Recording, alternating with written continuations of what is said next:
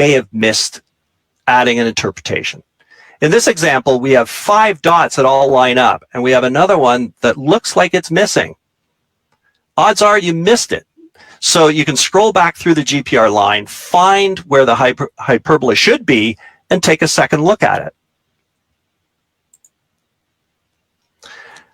I'm often asked, what do I do when there are lots of hyperbolas in my data? How do I sort them all out? Well, as I've shown, start with depth slices. So here's an example where somebody walked 7 kilometers or 4 miles back and forth across the survey site. Here's the depth slice animation, slicing down 10 centimeters at a time. You can see several utilities come and go at different depths.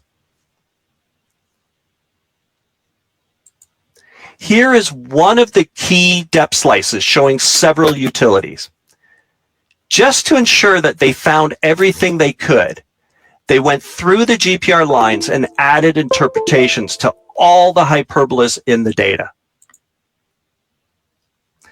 They had different colored dots depending on the depth and character of the hyperbola. They used blue for hyperbolas that they thought were utilities. They used green for ringing hyperbolas that they thought were just pieces of metal debris. And they used brown dots for hyperbolas that they thought were caused by tree roots because there were lots of trees in the area.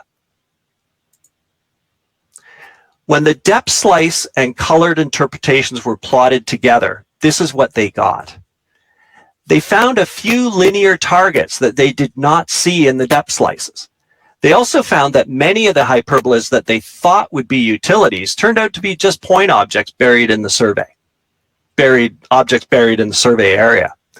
They also found that there were lots of metal debris scattered around the site in no particular pattern. Those are the green dots.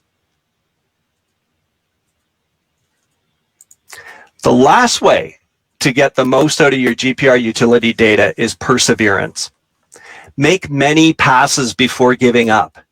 You just might find a patch of soil that is better for GPR and allow you to get a glimpse of the elusive utility you're looking for. In this example, here are 2 lines that were collected less than 2 feet apart, and one clearly shows the utility and the other doesn't.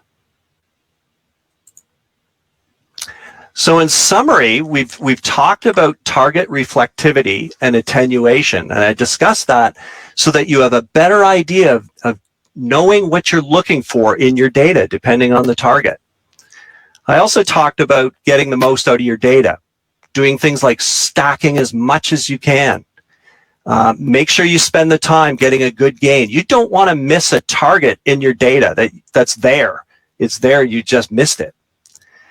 Use the filter, and ideally use a multi-level filter to enhance hyperbolas from utilities.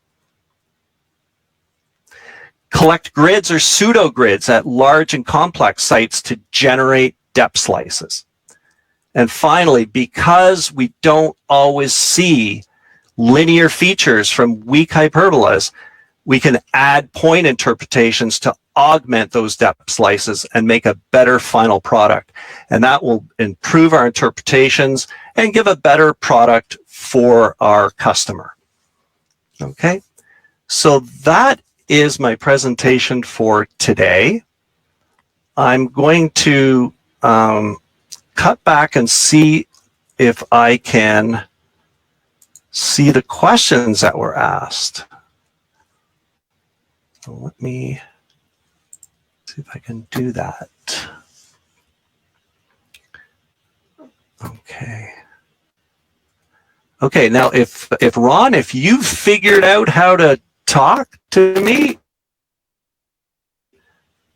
to speak up.